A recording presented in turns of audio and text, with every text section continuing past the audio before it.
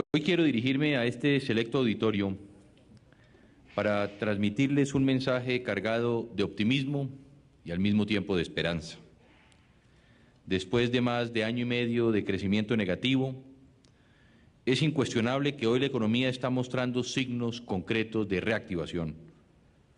La industria, que caía en más de 20% hace un año, está creciendo a tasas cercanas al 10%.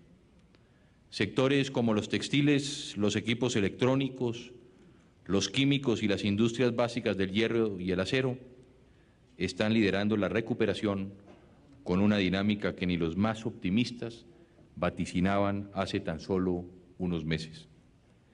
Las exportaciones también están creciendo aceleradamente, en especial aquellas con alto valor agregado y generadoras de empleo. De hecho, las ventas colombianas de estos productos están aumentando por encima del 30%, en especial las que van hacia los Estados Unidos y a la comunidad andina. Pero no es solo en la industria donde nos encontramos señales de reactivación. El comercio, el transporte, los servicios y la agricultura han comenzado también a crecer. Inclusive el sistema financiero, tan golpeado por la mala situación de los deudores e incapaz de abrir plenamente las compuertas del crédito productivo, está dando síntomas de recuperación que se están reflejando en indicadores como la mejoría de la calidad de la cartera. Con todo esto, las empresas y los ahorradores están cada vez más protegidos y apoyados por los bancos. La economía está demostrando que tiene las condiciones para crecer y volver a generar empleo. La reactivación ya no es un anhelo, sino algo real que estamos comenzando a sentir todos los colombianos. No hemos ganado la guerra todavía, es cierto. Sin embargo, sí hemos ganado muchas batallas que son indispensables para ganar la guerra contra la pobreza y sobre todo la guerra contra el desempleo. Estos datos no solo no mienten, sino que además nos permiten ser optimistas y tener confianza en el futuro. No se les olvide que el único camino para estar bien es comenzar a estar mejor.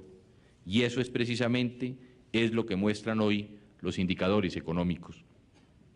Como todos ustedes bien lo saben, hace poco más de año y medio era impensable hablar de reactivación. Recordemos que en aquel entonces teníamos una economía en caída libre y dando los primeros síntomas de recesión. Finanzas públicas descontroladas, tasas de interés que superaban el 40%, desempleo por encima del 16% y creciendo aceleradamente, inestabilidad cambiaria y un deterioro alarmante de la cartera del sistema financiero y de los deudores hipotecarios. El panorama no podía ser más desalentador. Había que actuar con rapidez. Las medidas que se debían tomar eran impopulares y requerían de mucha paciencia y sobre todo de muchos esfuerzos. Sin embargo, era el momento de poner la economía por encima de cualquier otra consideración. Y así lo hice y así lo hicimos en el gobierno. Sabíamos que solo mediante el ajuste fiscal podríamos llevar la economía nuevamente a la senda del crecimiento. Y sabía también que esta opción sería dolorosa, sobre todo después de lo mal acostumbrados que estábamos a resolver todos nuestros problemas a costa de mayor gasto público. Sin embargo, no había opción. Había llegado la hora de poner la casa en orden. Comencé entonces este proceso con mi equipo económico, centrándonos en el restablecimiento de la estabilidad macroeconómica y en la corrección de algunos precios claves de la economía que estaban limitando el crecimiento y la generación de empleo. Nos animaba el convencimiento de que las crecientes desequilibrios fiscales eran los responsables no solo de una revaluación nociva y de una progresiva pérdida de competitividad de las empresas colombianas, sino que además se habían convertido en la principal fuente de incertidumbre sobre las reglas del juego de la economía. Por esto, enfilamos las baterías hacia el ajuste de las finanzas públicas. En primer término, la corrección del déficit fiscal nos exigió manejar el presupuesto nacional con mucha austeridad. Solo para dar un ejemplo de los esfuerzos que hemos realizado en este frente, redujimos los gastos de funcionamiento después de que habían crecido por encima del 30% a lo largo de la década. El esfuerzo fiscal lo acompañamos con reformas orientadas a asegurar la sostenibilidad tanto a nivel del Gobierno nacional como de los entes territoriales. En diciembre de 1998, por ejemplo, Ampliamos la base del IVA y se mejoraron los instrumentos para el control de la evasión y el contrabando. Gracias a este esfuerzo, la DIAN ha abierto más de 200.000 investigaciones que nos han permitido recaudar 650.000 millones de pesos. Bajo estas mismas líneas creamos a finales del año 99 el Fondo de Pasivos Territoriales para que pudiéramos así garantizar el pago de pensiones en los departamentos y contribuir a desactivar esta bomba pensional. Podríamos mencionar aquí muchos otros ejemplos, como el acuerdo con el Fondo Monetario o la efectiva labor de la Dirección de Apoyo Fiscal para sanear las finanzas territoriales, de lo que hemos hecho para sanear las finanzas públicas. Sin embargo, lo importante es que los resultados de todas estas acciones han sido contundentes. Logramos calmar las presiones cambiarias, abrimos de esta manera espacio para que bajaran las tasas de interés y mantuvimos y consolidamos la baja en la inflación. Estas, y solo estas, han sido las principales semillas de la reactivación que hoy comenzamos a ver. Pero nuestros esfuerzos no se han limitado exclusivamente a la corrección de los desequilibrios fiscales. También nos dimos a la tarea de tomar todas las medidas necesarias para acelerar la reactivación de la actividad productiva y para fortalecer el debilitado sistema financiero. En esto no les quepa la menor duda. En materia de estabilización económica, el Gobierno siempre ha mantenido un ojo en las finanzas públicas y el otro en el fortalecimiento del sistema financiero. No se nos puede olvidar que recibimos un sector financiero deteriorado, seriamente afectado por la coyuntura recesiva de la economía y en los umbrales de una delicada crisis. Por eso afrontamos el problema con firmeza, adoptando una amplia gama de medidas dirigidas a resolver oportunamente esta situación, a pesar de que varias de ellas eran abiertamente impopulares. Quizá lo más importante en esta materia ha sido el establecimiento de mecanismos extraordinarios para preservar la liquidez y la solvencia de las instituciones, la política de alivios a los deudores hipotecarios y el diseño de procedimientos tendientes a reestructurar patrimonialmente la banca privada. Capítulo aparte merece la ardua e impostergable tarea de reestructurar la banca oficial, postrada ante el pobre manejo de años anteriores. En efecto, después de un riguroso análisis sobre la problemática de la banca pública, se concluyó que la persistente ineficiencia, el riesgo moral que se evidenciaba de la actuación de los administradores y de sus clientes y los significativos recursos que involucraba hacían necesario adoptar medidas de fondo que sinceraran los costos acumulados del manejo de estas entidades durante los últimos años, previniendo el riesgo sistémico y un posible colapso del sistema de pagos de la economía. Esperamos concluir prontamente la labor de saneamiento de los bancos públicos para así pasar a la etapa de enajenación de la participación estatal en las mismas, con la única excepción del Banco Agrario, entidad que por estar orientada a canalizar el ahorro hacia los campesinos de Colombia debe permanecer en poder del Estado. En todo caso, vale la pena destacar que los costos de la crisis financiera han sido mucho menores que aquellos que se han presentado en otros países. De hecho, los 3 puntos del PIB que invertimos en evitarla no son nada comparados con los 20 puntos que puede llegar a costar una crisis, tal como lo demuestra la experiencia de países como México o España. Nuestros esfuerzos para sanear y fortalecer las condiciones del sector financiero también involucraron un trabajo conjunto con el Congreso para tramitar varias iniciativas legislativas de gran importancia. Los mayores logros de este trabajo fueron la aprobación de la Ley de Reforma Financiera, la Ley Marco de Vivienda y la Ley de Reactivación Económica aprobadas en 1999. El sistema financiero debe continuar fortaleciéndose y la recuperación del sector real, sin lugar a dudas, será uno de los mayores impulsos para su recuperación definitiva. Además, estamos convencidos de que la aplicación de la reforma financiera producirá un sector financiero fuerte, capaz de responder a las coyunturas económicas, cualquiera que éstas sean, y con unas entidades de supervisión, control y apoyo que protejan los ahorros del público y que respondan adecuada y rápidamente a las posibles crisis. Hay 2 iniciativas de la política económica que creo que merecen ser destacadas, ya que han sido el mejor complemento a las medidas de estabilización. La primera de ellas es la Ley de Vivienda. Acogiendo los postulados y parámetros establecidos por la Corte Constitucional, implementamos un sistema de financiación de vivienda transparente, seguro y estable, que consulta la verdadera capacidad de pago de los deudores de vivienda sin que queden sujetos al comportamiento y fluctuaciones de las tasas de interés imperante en los mercados. El desarrollo de esta ley permitirá que la construcción y las corporaciones de ahorro y vivienda vayan recuperándose de los duros golpes que han sufrido. La segunda de ellas es la Ley de Intervención Económica. Bajo los esquemas definidos en la ley, se está comenzando a realizar los acuerdos creativos que permitirán la supervivencia de muchas empresas, pero por sobre todo de muchos puestos de trabajo. El mejor juicio que pueda hacérsele a este mecanismo es a través de las cifras. Ellas no mienten. 4 departamentos ya se han acogido y 111 empresas tienen acuerdos de reestructuración en trámite, cuyos activos superan 2.3 billones de pesos y dan empleo a más de 20.000 colombianos. Hoy, precisamente me enteré que en Bucaramanga se firmó el primer acuerdo con una pyme dedicada a las manufacturas. Estamos ayudando a las empresas y a sus acreedores a salir adelante. ¿Qué nos muestran todas estas reflexiones? Que los esfuerzos por sanear las finanzas públicas, fortalecer el sistema financiero y ayudar a las empresas a reestructurar sus deudas sí pagan. O dicho de otra manera, que la política económica es efectiva cuando se concentra con tenacidad en lo fundamental. La siguiente pregunta, la que debe estar en la mente de todos ustedes es: ¿podemos esperar que se fortalezca esta incipiente recuperación? Desde luego que sí.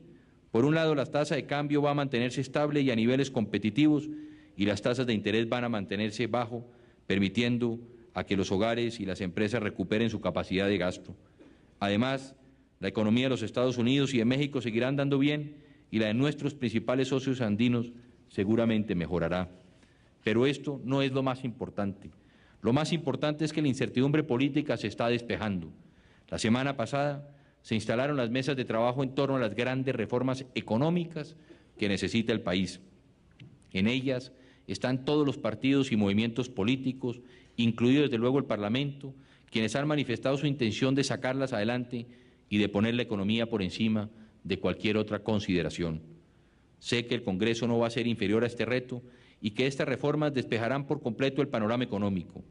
La agenda incluye el importante proyecto de racionalización de los gastos territoriales que está a punto de ser aprobado en el Congreso y que debe generar importantes ahorros fiscales a partir del próximo año. Otro proyecto que está muy cercano a ser aprobado es el de juegos de suerte y azar, el cual va a darle nuevos y necesarios recursos al sector de la salud. Estamos trabajando en conjunto con el Congreso para acelerar los debates del fundamental proyecto de modernización tributaria que nos permitirán continuar con su trámite expedito durante la segunda legislatura. Este proyecto, que busca, entre otras cosas, reducir la tarifa del impuesto de renta inclusive a niveles del 28% para las empresas que generen nuevos empleos. De esta manera, lograremos no solo disminuir el margen impositivo, sino estimular la creación de nuevos puestos de trabajo. La iniciativa incluye asimismo importantes disposiciones para hacer más eficiente nuestro sistema tributario y proveer a la DIAN de más y de mejores instrumentos para controlar la evasión. Para el segundo semestre del año, tendremos una agenda legislativa caracterizada por su intensidad y la definición de proyectos de vital importancia para los colombianos y que estoy seguro avanzará en el marco del diálogo que no hemos iniciado.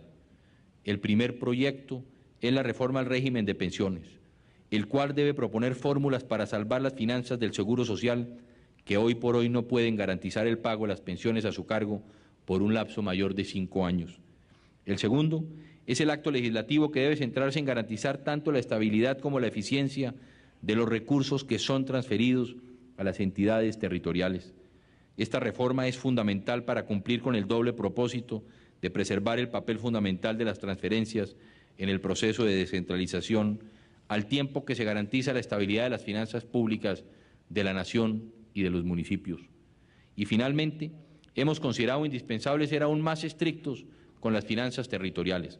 Por eso, estamos diseñando actualmente un proyecto de ley de responsabilidad fiscal, siguiendo los ejemplos recientes de países como la Argentina y el Brasil, orientado a establecer criterios de manejo sano de las finanzas públicas, con el cual podemos contribuir a la sostenibilidad de largo plazo de las cuentas fiscales. ¿Qué colombiano preocupado en la realidad por el país y su gente puede oponerse a estas reformas? No me cabe la menor duda que dentro del ambiente de reconciliación y trabajo en equipo que hemos promovido, ni las instituciones, ni los partidos, ni los gremios van a ser inferiores a este reto. Por el contrario, tal y como lo han manifestado en diferentes ocasiones y como lo hiciera en la instalación de las mesas de trabajo por Colombia el pasado viernes, están listos para ponerse a trabajar de inmediato con nosotros para sacar adelante las reformas y contribuir con sentido patriótico a sentar las bases para un crecimiento económico sostenido que redunde en mayores oportunidades de trabajo y de bienestar para todos los colombianos. Queridos amigos banqueros, la semana pasada en la instalación de las mesas de trabajo dije que el futuro no espera. Nuestros hijos, nuestros trabajadores, nuestro pueblo no esperan. Por eso tenemos que tomar ya entre todos las riendas de ese futuro que se nos presenta como un desafío y un compromiso. De nosotros depende que la reactivación que hoy está germinando fuerte y promisoria crezca y se consolide para el mayor bienestar de todos los colombianos. Con el trabajo y la contribución patriótica de todos los sectores de la economía, incluyendo, por supuesto, el sector financiero como eje y combustible de un sano crecimiento, lograremos llegar al puerto anhelado. No les quepa la menor duda. El momento es ahora y el destino está en nuestras manos. Unidos por Colombia, ningún obstáculo podrá detenernos. Muchas gracias.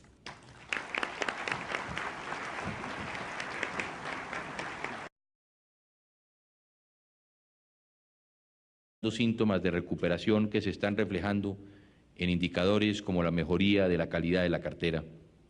Con todo esto, las empresas y los ahorradores están cada vez más protegidos y apoyados por los bancos. La economía está demostrando que tiene las condiciones para crecer y volver a generar empleo. La reactivación ya no es un anhelo, sino algo real que estamos comenzando a sentir todos los colombianos. No hemos ganado la guerra todavía, es cierto. Sin embargo, sí hemos ganado muchas batallas que son indispensables para ganar la guerra contra la pobreza y sobre todo la guerra contra el desempleo. Estos datos no solo no mienten, sino que además nos permiten ser optimistas y tener confianza en el futuro. No se les olvide que el único camino para estar bien es comenzar a estar mejor. Y eso es precisamente lo que muestran hoy los indicadores económicos.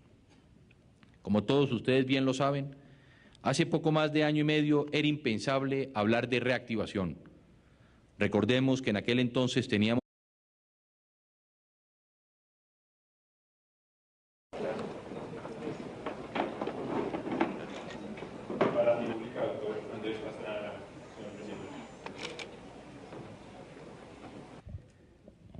Hoy quiero dirigirme a este selecto auditorio para transmitirles un mensaje cargado de optimismo y al mismo tiempo de esperanza. Después de más de año y medio de crecimiento negativo, es incuestionable que hoy la economía está mostrando signos concretos y generadoras de empleo. De hecho, las ventas colombianas de estos productos están aumentando por encima del 30%, en especial las que van hacia los Estados Unidos y a la comunidad andina.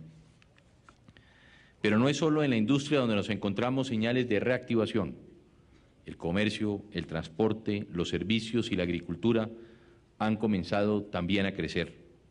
Inclusive el sistema financiero, tan golpeado por la mala situación de los deudores e incapaz de abrir plenamente las compuertas del crédito productivo, está dando de reactivación.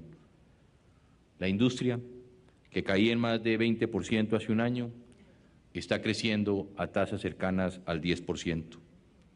Sectores como los textiles, los equipos electrónicos, los químicos y las industrias básicas del hierro y el acero están liderando la recuperación con una dinámica que ni los más optimistas vaticinaban hace tan solo unos meses. Las exportaciones también están creciendo aceleradamente, en especial aquellas con alto valor agregado